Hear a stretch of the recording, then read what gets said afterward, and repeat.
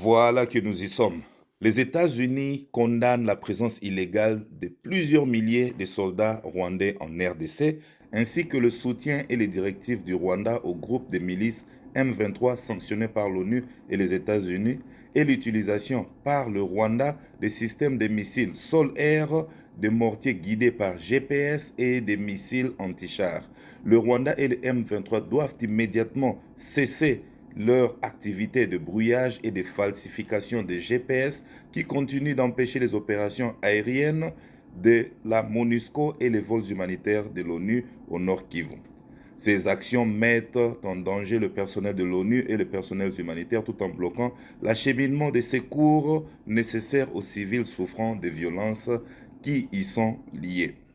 Les États-Unis condamnent également ce que le rapport décrit comme la coopération systématique continue des forces armées de la RDC avec les groupes armés de Forces démocratiques pour la libération du Rwanda, en sigle FDLR. Ça, il faut vraiment se poser des questions sur ça parce que qui sont les FDLR? Qu'est sont-ils devenus? Ce n'est pas aujourd'hui qu'ils sont entrés au Congo. Ça va faire plus de 3 décennies.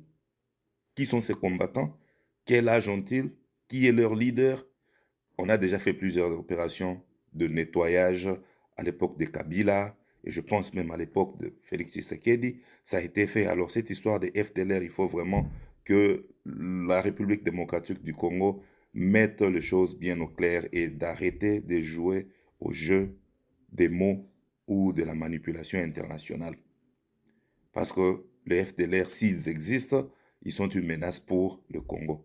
Et c'est le Congo qui en a payé les prix. S'il faut compter le nombre de morts qu'ont causé les soi-disant FDLR au Congo et au Rwanda, je pense que nous, on a perdu beaucoup de gens et il est de notre responsabilité aussi de nous assurer que ces groupes-là n'existent plus ou bien s'il existe, que ce groupe soit démantelé.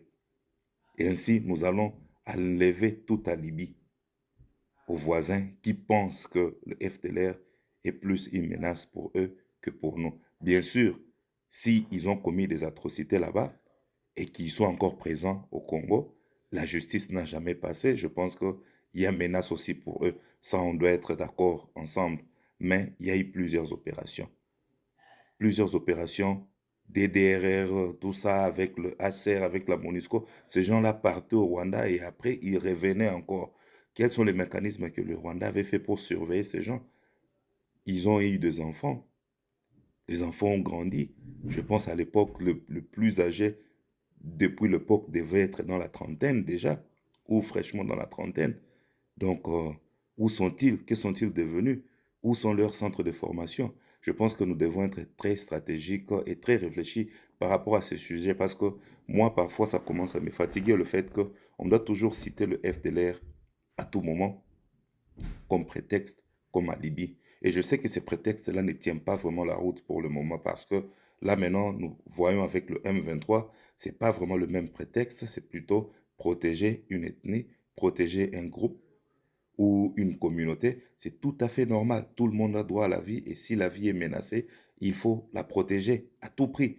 Mais est-ce que cela en vaut la peine ou il y a vraiment des éléments qui prouvent qu'il y a un groupe qui soit menacé au Congo? Ça, je ne veux pas vraiment m'attarder là-dessus. Je pense que vous êtes assez mature pour y réfléchir et pour y apporter des réponses. On va continuer. Donc, on dit le FDLR sanctionné par les États-Unis et l'ONU.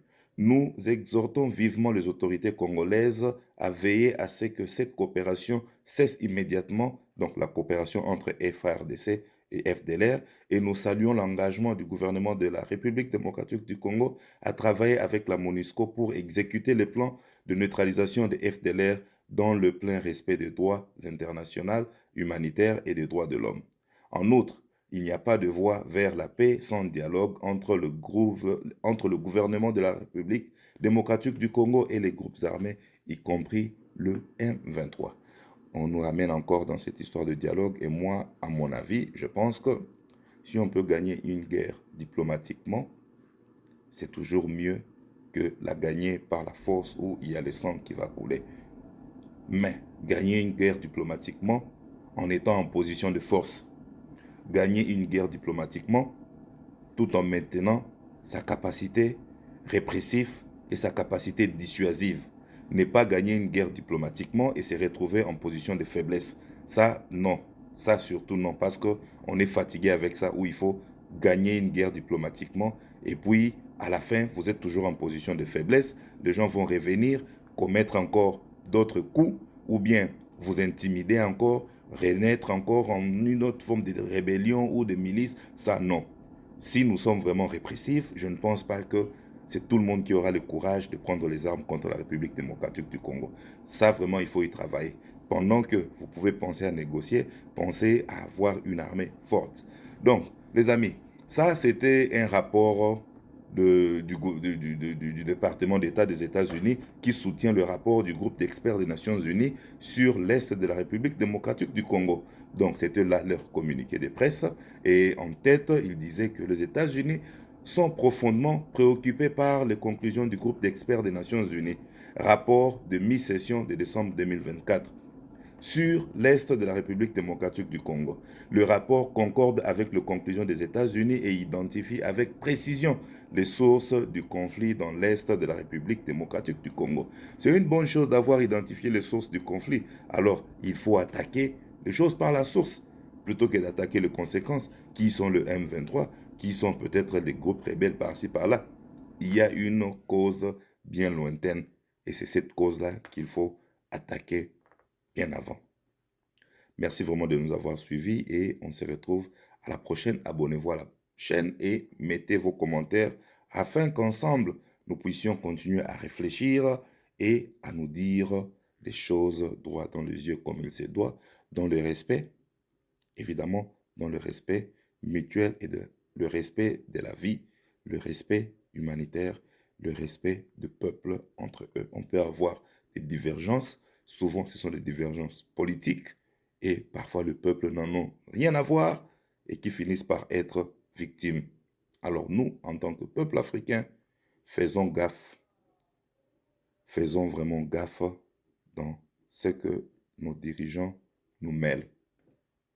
Ils partiront, le peuple restera, la nation restera. Que vive la République démocratique du Congo, que vive la paix.